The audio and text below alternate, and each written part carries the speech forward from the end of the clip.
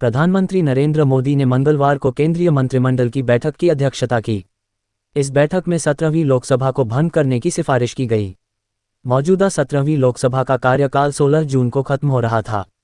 बैठक के बाद प्रधानमंत्री मोदी राष्ट्रपति भवन पहुंचे और उन्होंने राष्ट्रपति द्रौपदी मुर्मू को लोकसभा भंग करने की सिफारिश करते हुए अपना और अन्य मंत्रियों का इस्तीफा सौंपा, जिसे राष्ट्रपति द्रौपदी मुर्मू ने मंजूर कर लिया। साथ ही राष्ट्रपति ने नरेंद्र मोदी से अगली सरकार के गठन तक बतौर कार्यकारी प्रधानमंत्री जिम्मेदारी संभालने की अपील की। 8 जून को हो सकता है नई सरकार का शपथ ग्रहण समारोह। केंद्रीय कैबिनेट की बैठक में लोकसभा चुनाव के नतीजों और भाजपा नीत एनडीए द्वारा सदन में बहुमत हासिल करने के बाद संभावित सरकार गठन के मुद्दे पर चर्चा हुई। बैठक सुबह 11:30 बजे प्रधानमंत्री आवास पर शुरू हुई थी। इस बैठक के बाद मंत्रिपरिषद की बैठक भी हुई। मीडिया रिपोर्ट्स के अनुसार 7 जून को संसदीय दल की बैठक होगी और अगले दिन यानी 8 जून को नई सरकार का शपथ ग्रहण समारोह हो सकता है।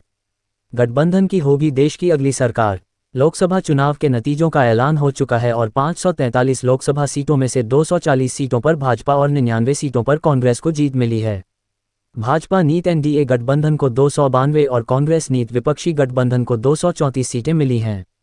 नतीजों से स्पष्ट है कि देश में अगली सरकार गठबंधन की होगी। सरकार गठन को लेकर बुधवार को एनडीए की बैठक होगी। वहीं विपक्षी इंडी गठबंधन भी आज बैठक करेगा। प्रधानमंत्री मोदी तीसरी बार देश के प्रधानमंत्री बनने जा रहे हैं, लेकिन इस बार भाजपा को सरकार चलाने के लिए सहयोगी पार्टियों के समर्थन की जरूरत है।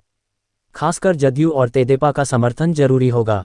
विपक्षी गठबंधन भी जदयू और तेदेपा को अपने पाले में खींचने की कोशिश कर सकता है।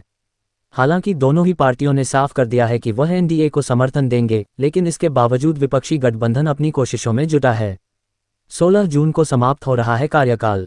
मौजूदा 17वीं लोकसभा का कार्यकाल 16 जून को समाप्त हो रहा है। बीजेपी ने 543 सदस्यीय लोकसभा में अपने दम पर 240 सीटें जीती हैं, जबकि उसके नेतृत्व वाले राजग को स्पष्ट बहुमत मिला है। मुख्य विपक्षी दल कांग्रेस ने 99 सीटें हासिल की। बैठकों का दौर जारी। लोकसभा चुनाव के नतीजे आने के बाद से ही राजधानी दिल्ली में राजनीतिक हलचल लगातार जारी है। बुधवार को दिल्ली में एनडीए और विपक्षी इंडिया गठबंधन के दल अलग अलग बैठक कर रहे हैं। दोनों ही गठबंधन अपने अपने सहयोगी दलों के साथ भविष्य की रणनीति को लेकर चर्चा करेंगे।